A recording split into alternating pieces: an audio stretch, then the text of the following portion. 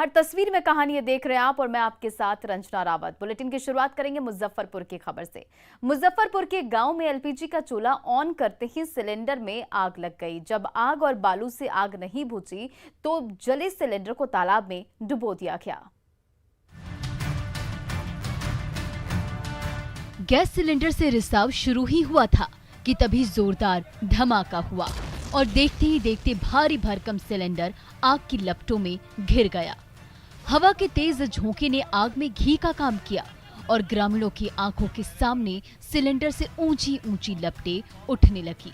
फिर तो पूरे मोहल्ले में कोहराम मच गया। आग बुझाने के लिए गली गली से ग्रामीण दौड़े भागे चले आए। जलती आग पर मिट्टी का ढेर उड़ेला गया। फिर भी लपटें कम नहीं हुई तो जलते सिलेंडर को तालाब में डुबो दिया गया। कांटी से आया है, नया था सब चीज। हाँ, पहले तो खाना वाना बना रहे थे क्या? नहीं कस रहे थे, चेक किए थे, तले पकड़ लिया है यार, खाना वाना बन गया था। सरकारी योजना के तहत मिले एलपीजी चूल्हे को जैसे ही ऑन किया गया वैसे ही गैस सिलेंडर धधकने लगा।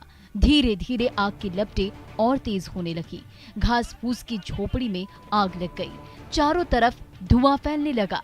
आसपास रहने वाले ग्रामीण मदद के लिए दौड़ चले आए, लेकिन जब पानी और रेत का गुब्बार भी आग को नहीं बुझा सका तो लपटों से घिरे गैस सिलेंडर को धकेलकर पास के तालाब में ले जाया गया।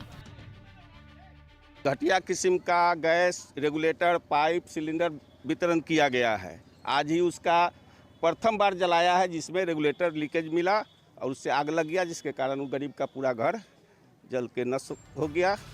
गैस सिलेंडर में लगी आग ने रतनपुर गांव में कोहराम सा मचा दिया। हालांकि ग्रामीणों की सूझबूझ से समय रहते आग पर काबू पा लिया गया, वरना बड़ा हादसा हो सकता था। Bureau report, news 18। इधर मुजफ्फरपुर में आईटीआई परीक्षा देने पहुंचे छात्र परीक्षा कैंसिल होने से बेकाबू हो गए और सड़क पर कोहराम मचाने लगे तो उपद्रवी छात्रों को काबू में करने के लिए पुलिस को लाठियां भांजनी पड़ी। उग्र छात्रों का हुजूम सड़क पर उपद्रव मचा रहा है तो हुड़दंगी छात्रों को काबू में करने के लिए मुजफ्फरपुर पुलिस का डंडा जोर शोर से बरस रहा है।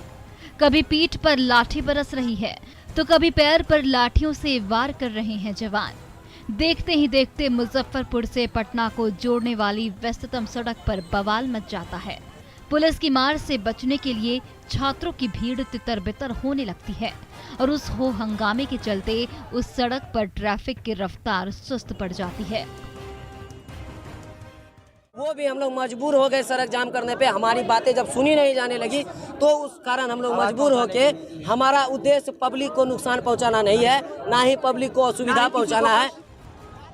कटिहार और पूर्णिया के दूर दराज के गांव से ये छात्र आईटीआई का एग्जाम देने मुजफ्फरपुर आए थे, लेकिन जब छात्र परीक्षा केंद्र में बैठे तो एग्जाम कैंसिल होने का ऐलान कर दिया गया। फिर क्या था, गुस्से से आग बबूला छात्रों का हुजूम सड़क पर उतर पड़ा और हंगामा मचाने लगा। ट्रैफिक जाम कर दिया। सड़क से गुजरने वाली गाड़ियां रोक दी गई। जब हंगामा ज्यादा बढ़ गया तो मुजफ्फरपुर पुलिस लाठी लेकर उपद्रवी छात्रों को दौड़ाने लगी।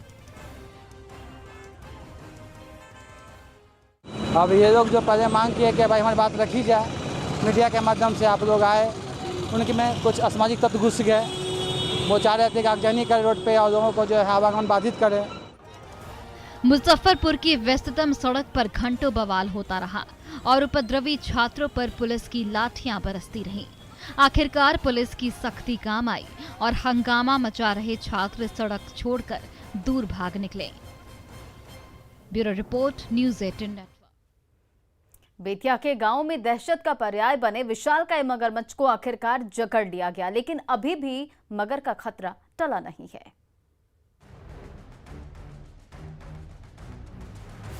चारों ओर हरी भरी फसल और ग्रामीणों की भीड़ से घिरा विशालकाय मगरमच्छ पस्त जरूर है, लेकिन बेबस नहीं है। मौका मिला नहीं कि कोहराम मचाते थोड़ी भी देर नहीं लगेगी, लेकिन ग्रामीणों के हो हंगामे के दौरान जब लगा कि अब बचने का कोई और रास्ता बचा नहीं है तो दलदल के बीच चुपचाप पड़ा हुआ है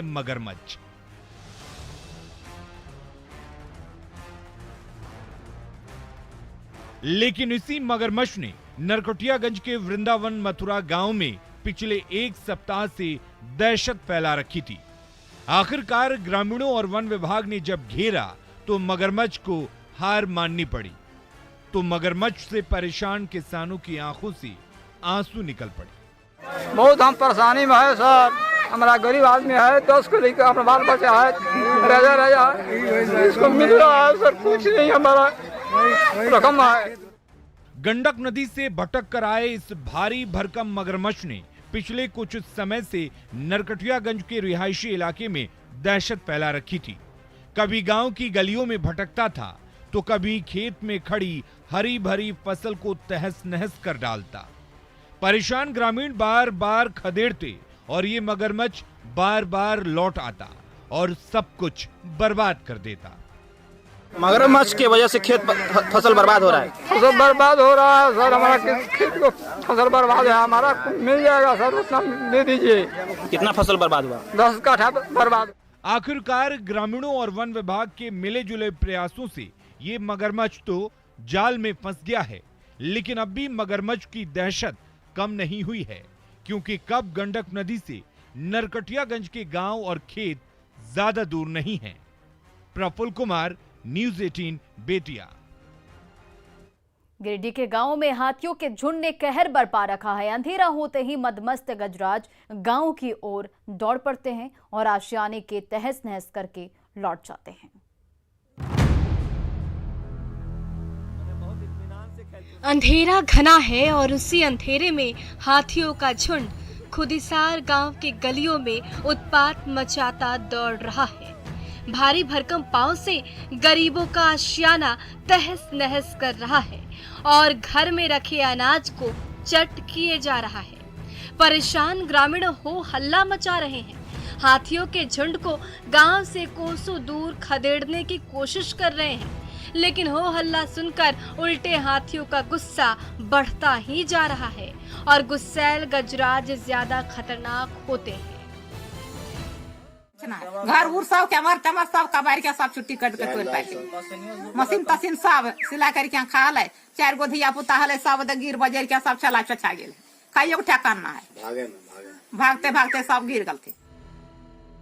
जंगल से भटका हाथियों का झुंड इन दिनों डुमरी के गांव में जबरदस्त तबाही मचा रहा है। कहीं बस्तियां उजाड़ रहा है तो एक एक घर की ईंट से ईंट बजा रहा है। डर के मारे ग्रामीणों की रात की नींद उड़ गई है कि पता नहीं कब पागल हाथी आ धमकेंगे और उनके सपनों के आशियाने को रौंद कर चले जाएंगे। परेशान ग्रामीण कई बार वन विभाग से हाथियों को भगाने की गुहार कर चुके हैं, लेकिन ना वन विभाग की नींद टूट रही है और ना हाथी कहीं जाने का नाम ही ले रहे हैं। तो अब सरकार से अब क्या मांग कर रहे हैं? टका पैसा जे दे सामान जंगल भीतर कैसे रहते, की खेते? हाँ की खेते सर, हम पति खा गले, घर दुआर सब धसा देलकै। रात का अंधेरा पसरते ही जंगली हाथी गांव और गलियों में तबाही मचाने लगते हैं। जब सुबह होती है तो हर तरफ तबाही और बर्बादी की खौफनाक तस्वीरें देखकर ग्रामीण कांप उठते हैं। एजाज अहमद, न्यूज़ 18 गिरिडीह। समस्तीपुर के गांव में गंगा नदी एक बार फिर कहर बरपा रही है। उपजाऊ खेत मिट्टी में मिल रहे हैं तो बड़े बड़े पेड़ मिनटों में धाराशाही हो रहे हैं।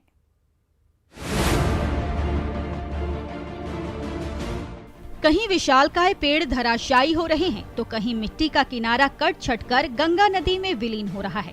ये नजारा है रसलपुर के सीढ़ी घाट का, जहां गंगा नदी की धारा अचानक ऐसी मचली कि बांध का बड़ा हिस्सा धंसकर बह गया और तो और नदी के किनारे खड़ा पेड़ भी जड़ों से उखड़कर नदी की गोद में समा गया। वहां मौजूद ग्रामीण आंखों के सामने ऐसा भयावह मंजर देखकर डर के मारे कांप उठे।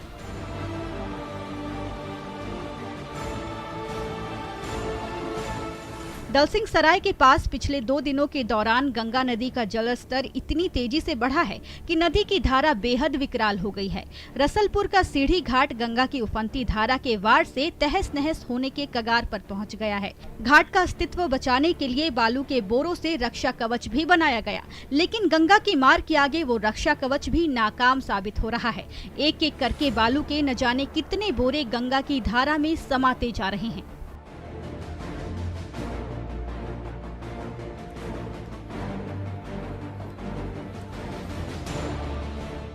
बाढ़ के बाद गंगा के कटाव ने मोहनपुर और रसलपुर के गांव में दहशत फैला दी।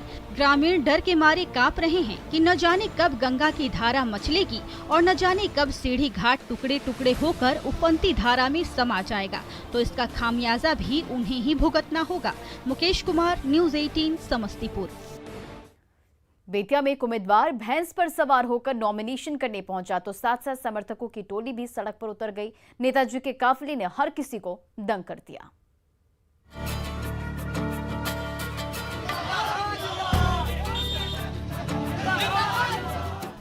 सड़क पर समर्थकों की टोली बढ़ी चली जा रही है तो समर्थकों के बीचों बीच भैंस पर सवार नेताजी नॉमिनेशन सेंटर की ओर बढ़े चले जा रहे हैं। दरअसल मधेपुरा के गांव-गांव में इन दिनों पंचायत चुनाव की बयार बह रही है। कोई गाड़ियों के काफिले के साथ नामांकन केंद्र पहुंच रहा है तो कहीं घोड़ों की फौज कदम ताल कर रही है। लेकिन इन सबसे अलग इजराइल बेला पंचायत के मुखिया उम्मीदवार अशोक मेहता जब नॉमिनेशन के लिए भैंस पर सवार होकर कुमारखंड प्रखंड मुख्यालय पहुँचे तो सबकी निगाहें उनकी ओर टिक गई। इसलिए हम चाह रहे हैं हमारे जनता मुखिया बने रहें और बनकर हमारे जनता ये मुखिया अब की बार 2021 में जनता ही दिखाएगा। हम कुछ नहीं, हमारे जनता मुखिया बनेगा। पंचायत चुनाव में जनता को रिझाने के लिए नेताजी क्या क्या नहीं कर रहे हैं। कहीं गाड़ियों का लंबा चौड़ा काफिला निकल रहा है तो कहीं घोड़े और हाथी मदमस्त चाल में चल रहे हैं। लेकिन इजराइल बेला पंचायत से किस्मत आजमा रहे अशोक मेहता का अंदाज सबसे जुदा है। पेट्रोलियम की बढ़ती कीमतों पर सवाल उठाने और जनता को जगाने के लिए जब वो भैंस पर सवार हुए तो समर्थकों का उत्साह देखने लायक था। हम गरीब हैं सर, हम चाहते हैं जो डीजल महंगाई है, डीजल सस्ता होना चाहिए हमारे किसान के लिए, पेट्रोल सस्ता होना चाहिए। बिहार के गांव-गांव में पंचायत चुनाव की ऐसी बयार बही है कि हर कोई उसके रंग में रंग गया है। तो लोकतंत्र के इस महापर्व में घोड़े और हाथी के बाद भैंस की सवारी भी खूब भा रही है। प्रफुल्ल कुमार, न्यूज़ 18, बेतिया। गोड्डा में पीएचईडी विभाग की लापरवाही के फव्वारा दिन रात फूट रहा है, जिससे हजारों लीटर पानी बहकर बर्बाद हो रहा है, जबकि गोड्डा वासी बूंद बूंद पानी के लिए तरस रहे हैं।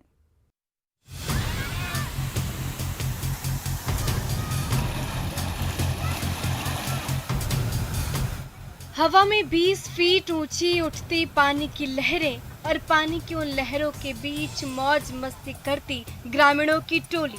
लेकिन ना तो ये कोई प्राकृतिक झरना है और ना किसी फव्वारे का नजारा है, बल्कि ये तो पीएचईडी विभाग की लापरवाही से निकला वो फव्वारा है जो पिछले 1 सप्ताह से भी ज्यादा समय से लीक हो रहा है। इस झरने से दिन और रात लगातार हजारों लीटर पानी बहकर बर्बाद हो रहा है, लेकिन ना तो प्रशासन को कोई फिक्र है और ना ही पीएचईडी विभाग को।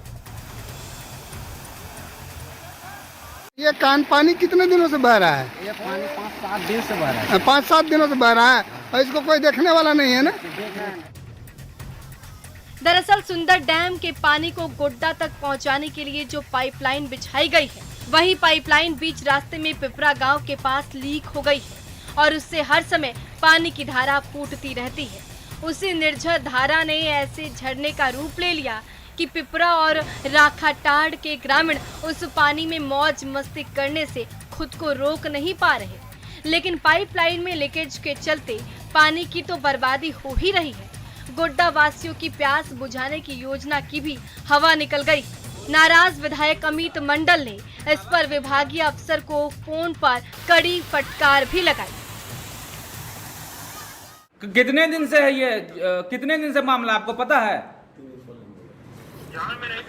आप ध्यान में दिए तो आपको गोड्डा में रहने का अधिकार नहीं है, ध्यान में नहीं दिए। 3 दिन पहले आपको दिया गया, 3 दिन से लगातार पानी वहां बर्बाद हो रहा है। आज आप उसको दिखवाइए, उसको बंद कराइए।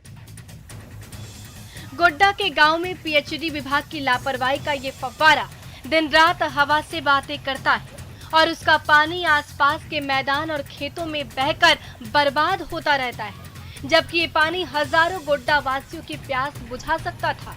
लेकिन विभागीय लापरवाही ने सारे मंसूबों पर पानी फेर कर रख दिया है। गौरव झा, न्यूज़ 18, गोड्डा। बिहार के नए आइकॉन बन चुके यूपीएससी टॉपर शुभम कुमार ने आईएएस बनने का ख्वाब देख रहे बिहारी छात्रों को कई मंत्र दिए। कहां लगन और मेहनत के साथ हो तो सफलता मिलनी तय है।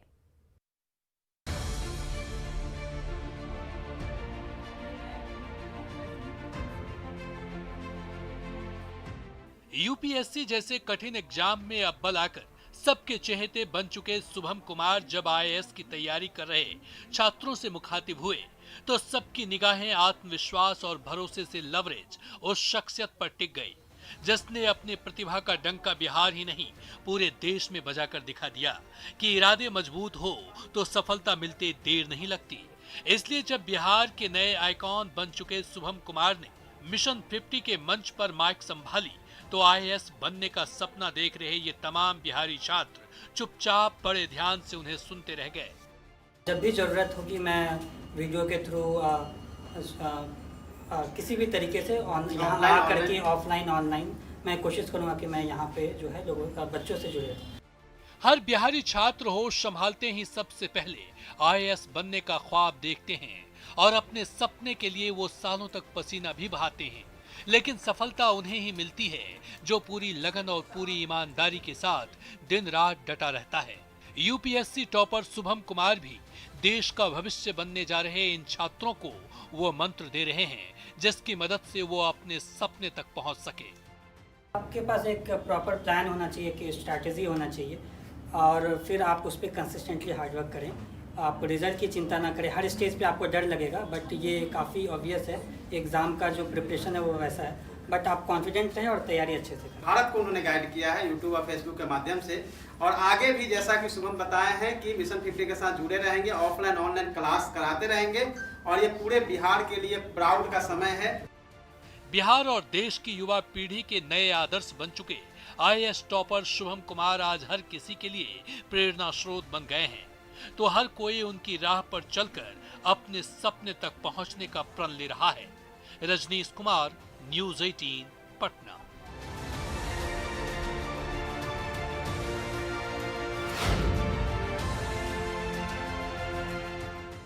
रांची में कई दिनों से आंदोलन पर डटे सहायक पुलिसकर्मी नवरात्रि पर मां की शरण में है। पर्व त्योहार पर घर परिवार से दूर ये आंदोलनकारी मांगे पूरी हुए बिना घर लौटने को तैयार नहीं है।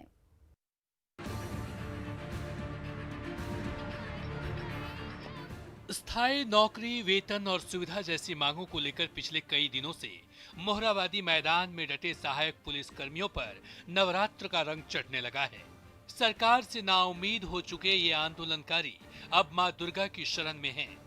उन्हें उम्मीद है कि अब माता रानी ही उनका बेड़ा पार करेंगी, सरकार की नींद टूटेगी और उनकी मांगों पर जल्द से जल्द बड़ी कार्रवाई होगी। इसलिए सहायक पुलिस कर्मियों के आंदोलन स्थल पर मां के भक्ति गीत गूंजने लगे हैं।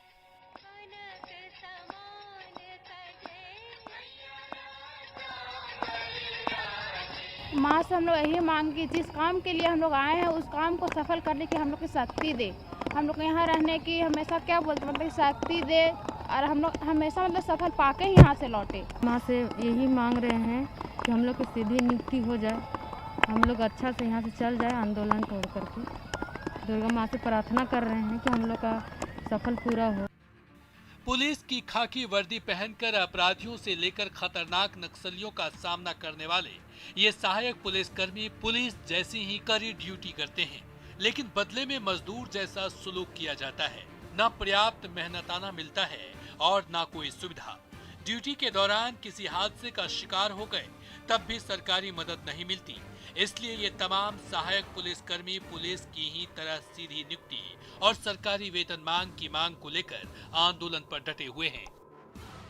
माँ से यही विनती करें कि हे माँ, हम आंदोलन में आए अपने बच्चे परिवार को छोड़कर, तो हमारे बच्चे परिवार को सुखी संपन्न से रखें और यही प्रार्थना करते हैं माँ को कि हे माँ, सरकार को सद्बुद्धि दे कि हम लोग को सीधी नियुक्ति करें, हम लोग पर विचार करें। नवरात्रि जैसे त्योहार पर अपने घर परिवार से दूर मोहराबादी मैदान में आंदोलन कर रहे ये सहायक पुलिसकर्मी मां अम्बे से दिन रात विनती कर रहे हैं ताकि उनकी मांगे पूरी हो।